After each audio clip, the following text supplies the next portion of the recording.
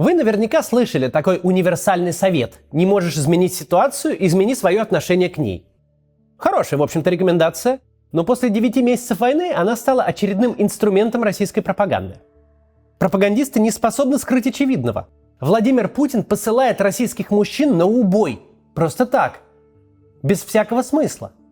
А еще и посылает без теплой униформы и элементарной экипировки. Не имея возможности замести неудобные факты под ковер, власть и ее информационная обслуга пытаются изменить само отношение аудитории к этим вопиющим фактам, как-то нормализовать их.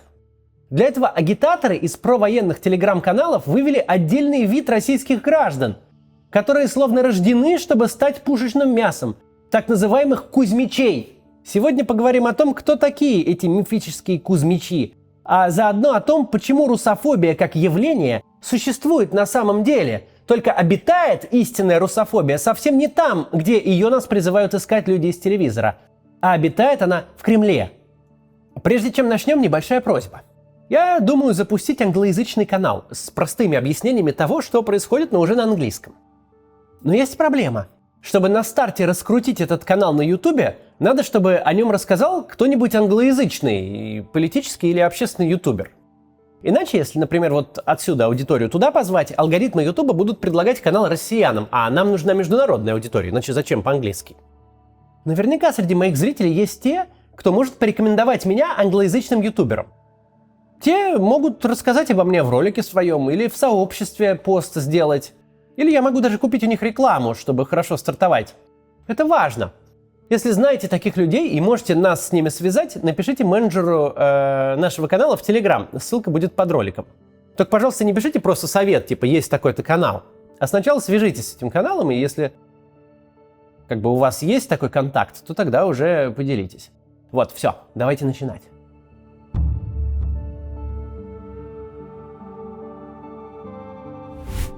Так вот, кузьмичи. Важнейшее событие прошлой недели – встреча верховного главнокомандующего с матерями российских военнослужащих. Путин иногда бывает удивительно откровенен, когда говорит не по бумажке. Как мы помним, один из самых первых путинизмов – это произнесенная с ухмылочкой фраза «она утонула».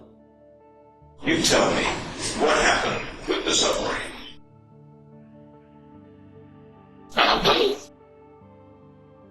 Так, 22 года назад он сказал о подводной лодке «Курск», которая утонула.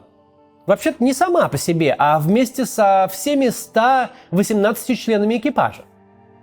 Так вот, в минувшую пятницу Путин выдал новое откровение в разговоре с матерью погибшего военного. Мол, россияне все равно массово гибнут от алкоголизма и ДТП, а если граждане России не спиваются и не бьются на дорогах, так все равно же проживут свою жизнь совершенно впустую. А потом ушли, жили и не жили. Тоже не, и незаметно пролистнулось как-то. То ли жил человек, то ли нет. Это он про нас с вами. А матери убитого на Донбассе в ходе войны, им же самим развязанной, Путин сообщил, что цель ее сына достигнута. Его жизнь оказалась значимой. Так прямо и сказал. Надо полагать, что для Путина по умолчанию жизнь россиянина незначима.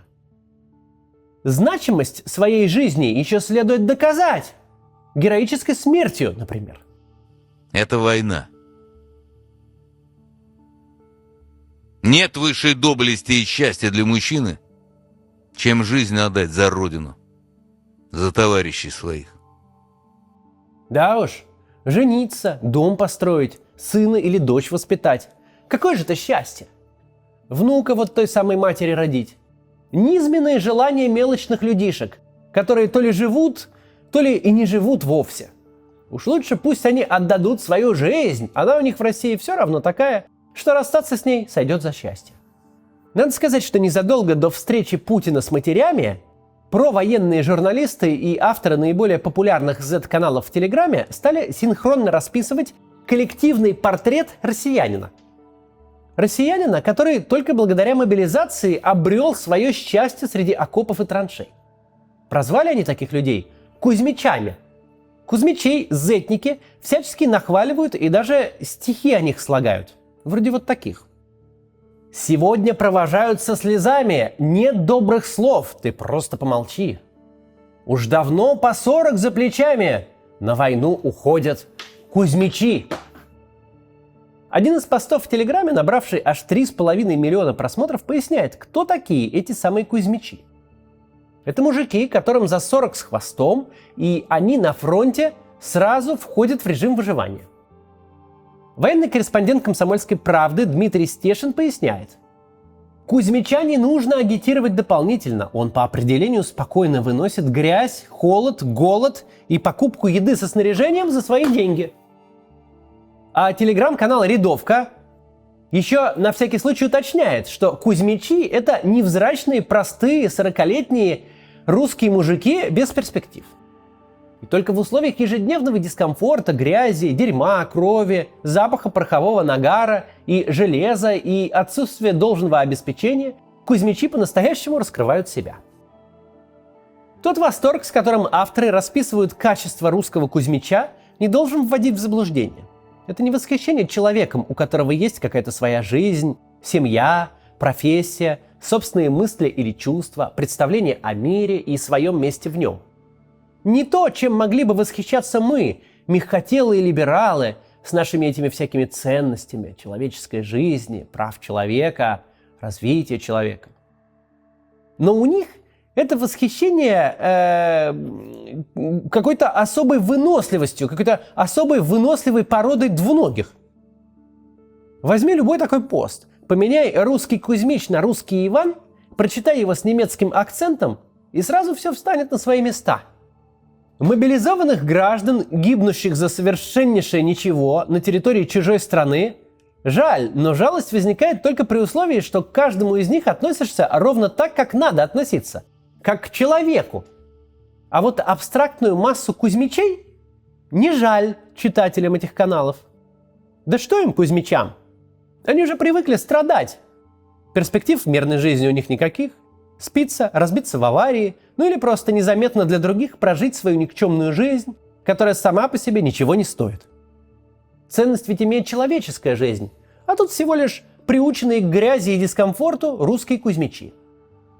Им можно даже теплую униформу не выдавать. Все равно живущие, если что, водкой согреются. Такая логика. Неловко как-то отправлять мерзнуть и гибнуть под снарядами чьего-то отца или мужа. Одним словом, человека. Но не Кузьмича. Потому что среди всех похвал Кузьмичам явно проглядывает мысль, которую прямым текстом изложил Путин. Не очень-то и нужны стране все эти Кузьмичи в мирное время.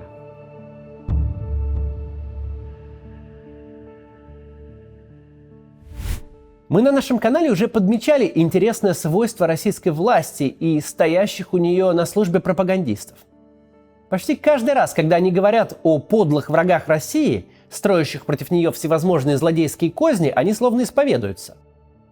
Да, Путин, люди из его вертикали и из информационной обслуги во всех бедах винят проклятый зарубеж и перечисляют его смертные грехи. Но невозможно отделаться от впечатления, что говорят они в это время про самих себя, просто в третьем лице. Кто хуже всего относится к россиянам? Безусловно, ни одну западную демократию не стоит идеализировать. Соединенные Штаты вовсе не сияющий град на холме, да и страны Евросоюза несовершенны. Однако при всем при этом, вот положа руку на сердце, не отыскать во всем земном шаре от Вашингтона до Веллингтона больших русофобов, чем те, которые завелись у нас в московском Кремле, на центральных телеканалах и в провоенных пабликах в Телеграме. Кузьмичей придумали. Помнится, еще 10 лет тому назад мы всей России страшно удивлялись, почему наша власть официально объявила главным шедевром отечественного кинематографа «Предстояние. Цитадель» Никиты Михалкова. Вот как Михалков изобразил простой народ в своем фильме, так подобной русофобии не придумал бы самый ангажированный ненавистью голливудский режиссер. Какое-то полоумное стадо там показано, на которое неприятно даже смотреть, особенно в сравнении с аккуратными и благородными немцами. Оно, это стадо, только на то и годится, чтобы быть убитым в фильме. И удивляться не стоит. И Владимир Путин, и его ближайшее окружение, в которое входит Никита Михалков, и те, кто встроен в путинскую вертикаль, видят нас именно такими. Возможно, вы помните такую чиновницу из «Единой России» Ольгу Гладских. Она на встрече с волонтерами сказала по поводу денег на детские проекты. Вам государство вообще в принципе ничего не должно, вам должны ваши родители, потому что они вас родили, государство их не просило вас рожать. Так вот, это лозунг путинской эпохи, а не отдельный эксцесс исполнителя. Эксцесс лишь в том, что директор департамента молодежной политики Свердловской области имела глупость произнести вслух то, что думают на самом деле и она, и ее начальство в вертикали власти до самого верха. Кузьмичам, думают они, незачем жить богато, хорошо и долго. Кузьмичи же устроены совсем просто, зачем им это все? Их вот в окоп хорошо отправить, на ненужной и бессмысленной войне умирать. Ведь по большому счету им незачем жить вообще. Подлость путинской власти состоит в том, что она стремится и нам с вами внушить, что в России живет какой-то особенный глубинный народ. Темный, необразованный и не требующий сострадания. Кузьмичи. Типа, народ всегда заслуживает ту власть, которую имеет над собой. Очередная псевдоаксиома, неизвестно кем установленная, но очень удобная для того, чтобы снять с себя всякую гражданскую ответственность. В реальности никаких этих Кузьмичей не существует. Понятно, что любая человеческая жизнь – это абсолютная ценность. Но даже если мы попробуем порассуждать в категориях 20 века, в которые нас активно тянут путинисты, то все равно нет Кузьмичей. 21 век – время кардинального усложнения всех процессов человеческой деятельности. Уже давно не стоит вопрос о том, чтобы человек умел читать, писать и считать. В России это умеют все. У всех за плечами как минимум 9 лет обучения, почти у всех 11, а у большинства 16. Человек, который расставляет в магазине продукты, это специалист уже, который какое-то время обучался после всего обычного обучения еще и своей профессии. Он должен многое знать, от физических свойств продуктовых товаров до основ маркетинга. Правильно все расставишь, посетители больше купят, меньше продуктов испортится. Каждый отдельно взятый мерчендайзер – это уже человеческий капитал, в который вложены многие-многие усилия многих людей. Это мы даже не приводим в пример управляющих, или программистов, или дизайнеров, или там пилотов, а в общем-то довольно простую профессию обсудили. А уж современные рабочие – это отдельная история. Опять же, сегодня не 20 век. Сегодня токарь, слесарь, сварщик, оператор станков с ЧПУ – это человек на вес золота.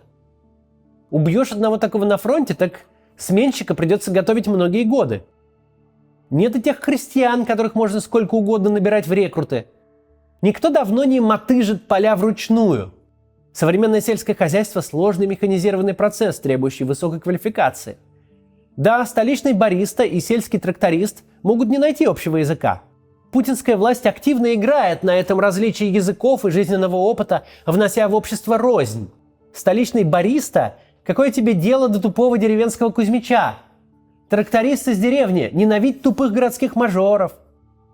Да что они вообще понимают в этой жизни? Но в действительности никто не тупой. Тупой не освоил бы современный трактор и не смог бы на нем работать. Тупой не выучил бы десятки рецептов коктейлей, сортов кофе и чая и не смог бы быть баристой. Если люди в силу различного образа жизни говорят немного на разных языках, это не значит, что кто-то кого-то глупее. Никто из них не бесполезный либераст, который, если уедет из страны, так и с катертью дорога. И никто не Кузьмич, которого, если убьют на фронте, то невелика потеря. Потеря будет не просто велика, она будет невосполнима. В России, в принципе, нет лишних людей. Это и термин-то какой-то безумный. Но даже если говорить об этом в таких терминах, есть очень много людей недостающих. При нынешнем уровне технологий недюжинный профессионализм требуется даже от уборщика. Кто знает 100 видов бытовой химии для каждой поверхности, тот может очень неплохо зарабатывать клинингом. Современный завод с многомиллионным оборудованием быстро встанет, если в нем просто не проводить качественную влажную уборку. Важно сказать, что, объясняя необходимость и ценность каждого члена общества, мы лишний раз доказываем то, что доказывать вообще-то и не нужно. Каждый гражданин нашей страны нам дорог вовсе не потому, что он потенциально полезен, а уже просто потому, что он человек и гражданин. Любая человеческая жизнь бесценна. Вот это и есть наша настоящая аксиома и наша идеология, не подлежащая ни сомнению, ни пересмотру. Люди – главное богатство страны. С момента появления на свет и до самой глубокой старости. Потому что люди – это и есть сама страна. Теряя людей, государство буквально истекает кровью.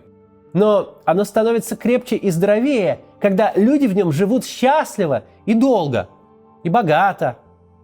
Граждане Российской Федерации не делятся ни на какие сорта, ни на изнеженных либералов, ни на кузьмичей, которым якобы не нужны права человека, достойный уровень жизни, да и сама жизнь.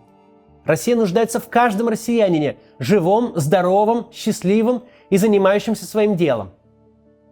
А вот кто нашей стране действительно не нужен, так это русофобы, разглагольствующие о качествах российских граждан в таких выражениях, будто они в баре, обсуждающие крепостных.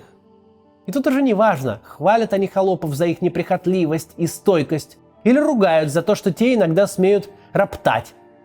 Сами вы холопы, а мы граждане России. До завтра.